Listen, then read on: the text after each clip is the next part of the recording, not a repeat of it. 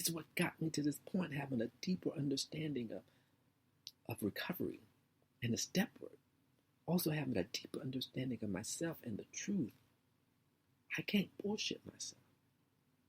And that's one thing at 14 when I was in my therapy session. My therapist said to me at 14, he said, wow, you have a lot of insight into yourself. And I remember I heard that and I thought, well, I should. It's myself. That he was like, and most people, he was pretty impressed. And that's the same thing I'm hearing now with my therapist, 2 therapists that I have. They tell me that now. Oh, wow. You have a lot of insight into yourself and stuff like that. And like, both of my therapists have told me at different points, I'm really happy to meet you. I'm really impressed. I'm really impressed with you. And so when I hear that, or I hear other people say that, I say, I'm right where I need to be at. And I do understand, and I'm beginning to understand my truth, my power. But this has been my entire life, reading and searching for answers, knowing that I was in pain, but didn't know how to get out of it. Knew that I was suffering, I didn't know how to get out of it. But every message that I got, and everything that fit, I adjusted. I learned. Trial wasn't perfect, it wasn't easy, but now at the age that I am, I'm seeing clearly. I'm seeing clearly.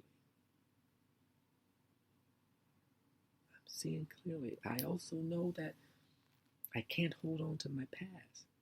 I can't hold on to the stuff that happened in my childhood. That serves no purpose. And holding on to this, and this person did me wrong, I had this experience, all it does is create more suffering. Because all that pain wants to change. I know that. I know that now for a fact. All that pain wants to change. All that bad shit that happened to you and your parents did you wrong and this and that, and you lived or you were hooking or you did this or maybe you got this or whatever, and you're holding on and no. All that pain wants to change. But it can't change if you're holding on to it. It just brings more suffering, just like happiness. You can't hold on to happiness. You can't hold on to joy. If you try to hold on to a happy moment and joy and relive it, it brings suffering. I've seen it in my whole life. That's how I know I see it. In those moments when I was younger, or even now, when something is really good, I have this good feeling. I want to hold on to that good feeling. And then when the good feeling starts dissipating and I don't feel that way, I want to get upset and I want to get that high again. But not realizing it's ebbs and flows. Allow it to change. It's a dip. But then it'll come back. It's not constant. It's not constant. It's not constant. And if it is constant, that means you're creating suffering. Because you're trying to hold on to the moment. Every moment changes. Everything changes from moment to moment. That's why they say live in the moment. Because the next moment will be different. It has to be different.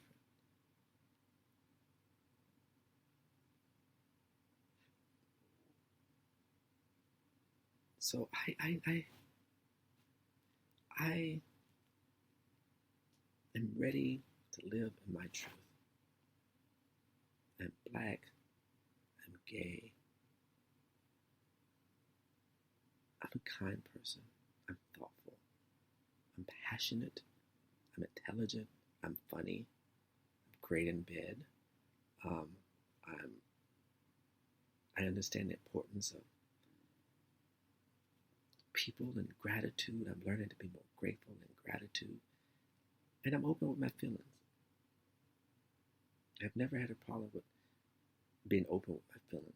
The problem is I've allowed them to dictate, and I thought they were the story. But I've never had a problem with my feelings, expressing them, good or bad. If I like you or don't like you. If I'm if I like your friendship or I don't like your friendship. That's never been my problem. And it's never been my problem to hide my feelings from even myself. It may take me a little while to own up to it or see the issue, but I've never had a problem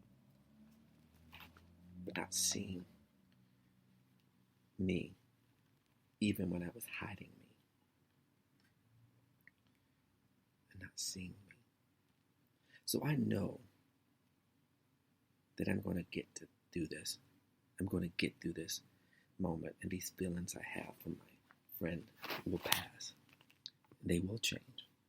Because what I'm not going to do is, I'm not going to give up a friendship or allow it to become sour because in this moment, I didn't get that response that I wanted. I'm not going to do that. Because it's things, I don't believe in coincidence. And there's a bigger picture at play. And it may not be the picture that I see. It may be something else. But something I've learned this week is I'm going to stay in the process. I'm going to enjoy the process. I'm going to be grateful for the process. Because in the process, I am going to discover my truth.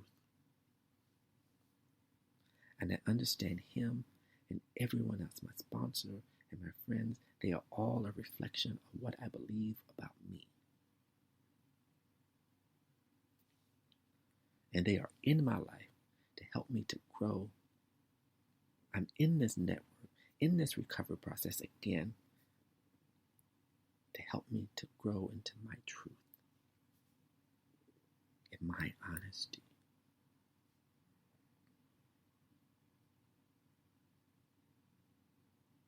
Gratitude.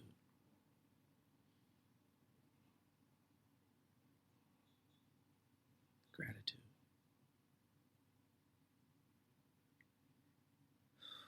Wow. So this is good. This is a good conversation. It really was. I woke up this morning thinking about him. Just keep it 100. Because he didn't respond yesterday because he said I would talk to you later, and he didn't even send a text. And it's not just him. I just hate when anybody does that. Because if I tell you I'm going to respond or do something, I do it. So I don't, and I've told him that. Don't tell me you're going to do something and not do it. Even if it's small, because I have to learn to let that go. And I'd get like that with it's just not here, with friends. And so even though the few people I call my friends have gotten better with that. But I don't like, if you tell me you're going to do something small, I expect you to come through. Because I am. And see, there we go again. I'm back to expectations and ego. And I have to let people be people and do with themselves and not take it personal. See, as I'm talking to y'all, I'm beginning to see my reflection and realize it's once again what I learned with my therapy, control. There's some control issues and expectations. Wow.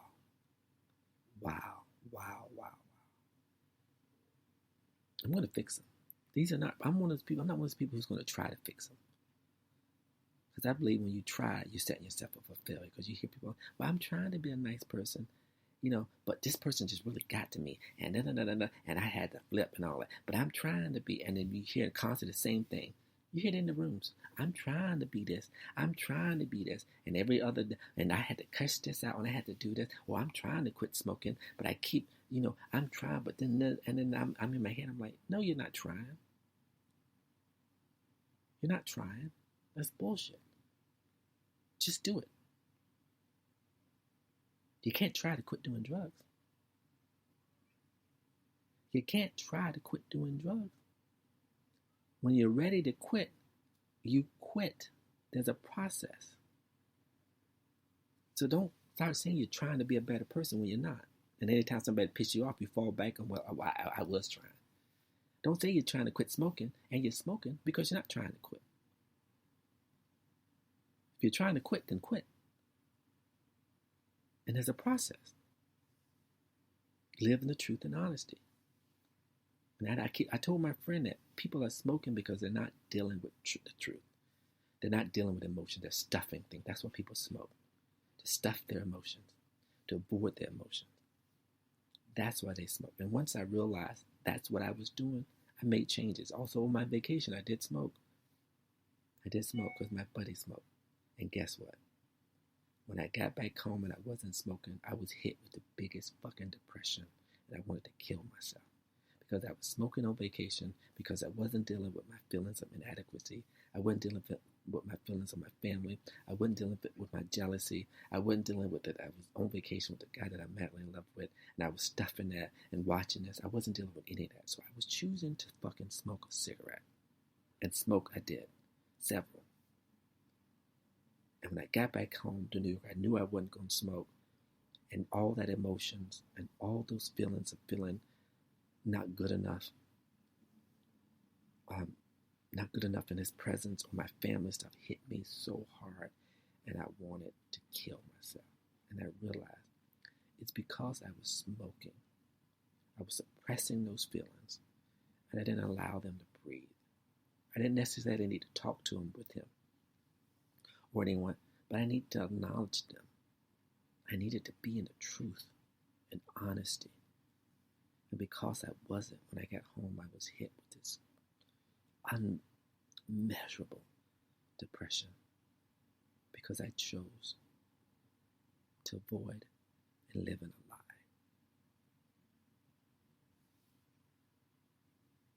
God, your own honesty and truth can set you free. It can set you free from active addiction.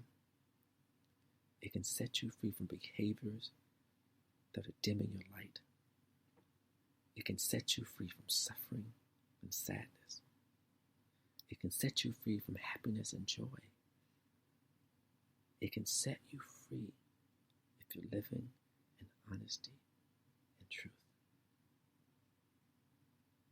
God only gives you what he knows. He or she only gives you what they know you can handle. But you have to have faith and believe that you can handle it, that you can survive it. And you can survive it if you do the work, if you're not stuffing your feelings away with cigarettes or drinking or smoking or eating or a lot of exercising or overdoing this or sex or strangers in the park or this and that and boys and this and that. You can overcome if you're willing to do the work and live in a place of honesty and truth. Honesty and truth. Honesty and truth is a powerful tool. And it gives you freedom from so many things. Freedom from suffering, from active addiction, from pain, from the negative thoughts in your head. When you live in a place of honesty and truth, you can find solutions, and you can relieve the suffering in all forms. So let today be a day of honesty and truth. Honesty and truth. Honesty and truth. Honesty and truth. Wow. I don't know what to say. I just feel so much better. I do. I feel so much better. I feel so fucking much better. Coming up on, well, not coming, I got 4 more months, 3 more months before I have 2 years. But I feel better. Hopeful. It's a process. And I can't let fear be my motivator in any aspect of my life. And I need to know my worth. And I know my worth. I just need to believe it and walk in it. And know there is a guy out there for me who's going to see me, who's going to appreciate me, who's going to want to